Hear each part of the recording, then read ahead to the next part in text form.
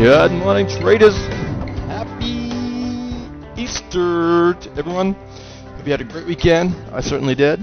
And let's check out these markets. S&P down 5 1/4, down 0.6%. We got the Dow down 56 this morning, down 0.7. Nasdaq only down 3 1/4. It's only down 0.24%. So this is interesting. We are down 95 cents on oil right now, 1.87%. Gasoline, a little bit of pullback, down a penny. And IBM down 70. Chevron down $1.72 under some pressure here. Maybe some earnings news on that. We'll have to check. Exxon down 80 cents. And we can see some money flowing back into gold right here. Okay, let's check out a chart. We've got the S&P daily E-mini future chart up here. You can see we had that big move up on Thursday. A little bit of a gap down here on the open of the E-mini market, which is 5 o'clock Sunday afternoon, Eastern. And we're currently trading at 847 mark, so we're just below 850. Okay, now we've got 850 is going to be a whole number of resistance area. And then we've got up here, previous swing highs up here, there's going to be another resistance area if we can get up there. Now we've had 5 weeks of moving up. So at some point here, we're setting into that area where we're extended to the upside. We need a pullback, and it needs to be a pullback on a weekly basis, so at least 2 weeks on a pullback. Will that start today? I don't know. But just keep in the back of your mind when if you're putting new positions on, especially to the long side, that needs to take place at some point. We need a pullback here at some point, so we just got to keep that in mind. So this is where we're positioned on the daily chart. Let's check some news outs here and see what's going on this morning. Homepage, Yahoo Finance here. Let's have a look at the Asian markets. Nice rally here in the Hang Seng and Straits Times, and Nikkei dropped a little bit.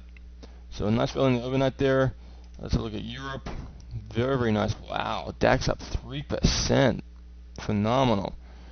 Wow. Okay, we got some big earnings coming out in the banks this week. Okay, Goldman Sachs, JP Morgan, Citigroup right there. So that is something very, very important to be watching for. And we need to get some more information on those dates, when they'll be releasing. And then General Motors looking for bankruptcy potential. It's probably a good thing. Not so much of a bad thing. Economic calendar, NASDAQ.com. Today we have no economic news. Now, big one this week. Big economic news this week. Tomorrow, producer price index looking at cost of goods to the producer. Wednesday, consumer price index, cost of goods to the consumer.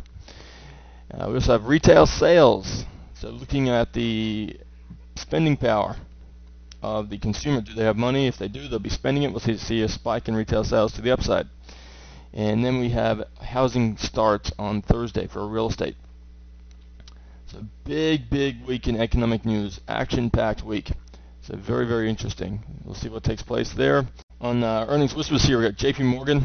Comes out on the 16th in the morning. We have Citigroup coming out on the 17th in the morning.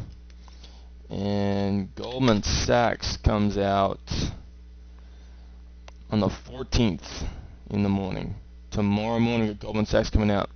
Tomorrow morning, so that's going to be one headline to be looking for, see what their results are. And those guys right there, Goldman Sachs, should move this market.